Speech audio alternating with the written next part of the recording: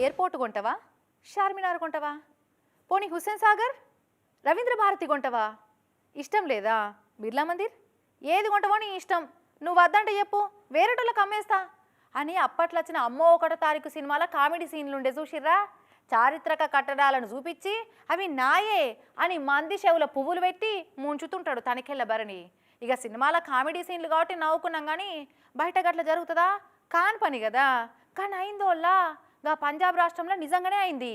150 ఏళ్ల కింద కట్టిన ఒక చర్చిని చూపించి అమ్మకానికి పెట్టి అడ్వాన్స్ కూడా తీసుకున్నారట.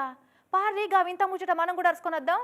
సేమ్ టు సేమ్ అమ్మో ఒకటో తారీఖు సినిమాల Tanikella Bharani comedy scene real గా జరిగినట్టే అనిపిస్తుంది. పంజాబ్ జలంధర్ కాడ మొన్న ఇగో 150 ఏళ్ల కింద కట్టిన ఈ గోలక్నాథ్ మెమోరియల్ చర్చ్ను బేరం పెట్టి అమ్మ చూసిరట.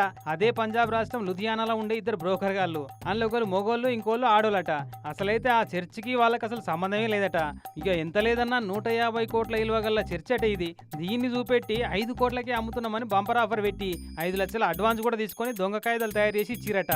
మరి ఆ కొందామని తయారైన వాళ్ళు ఎవరో గాని సినిమాల చార్మినార్ నమ్ముతా అని తనికెళ్ళ భరణి నమ్మిస్తే బ్రహ్మానందం నమ్మినట్టే నమ్ముడే చిత్రం అనిపిస్తుంది. పోనీ చర్చిని ఎవరన్నా అమ్ముతారా అంటే అమ్ముతారనే అనుకుందాం. కానీ 150 కోట్ల విలువ ఉన్న చర్చిని 5 కోట్లకే అమ్ముతున్నారంటే ఎట్లా నమ్మిరో ఏమో గానీ మొత్తానికి మ్యాటర్ అంతా చర్చి కమిటీ వాళ్ళకి ఎరికైతే పోలీస్ కంప్లైంట్ ఇచ్చిరట అమ్మ చూసిన వాళ్ళ మీద.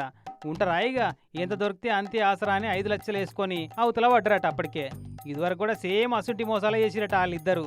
కానీ నమ్మేటోళ్ళు ఉంటే తాజ్మహల్ నమ్మేటోళ్ళు ఉంటారు అనేది మాట వరుసకనే మాట కాదన్నట్టు నిజంగానే అమ్మేటోళ్ళు కొనేటోళ్ళు కూడా ఉంటారు. అయితే మామూలుగా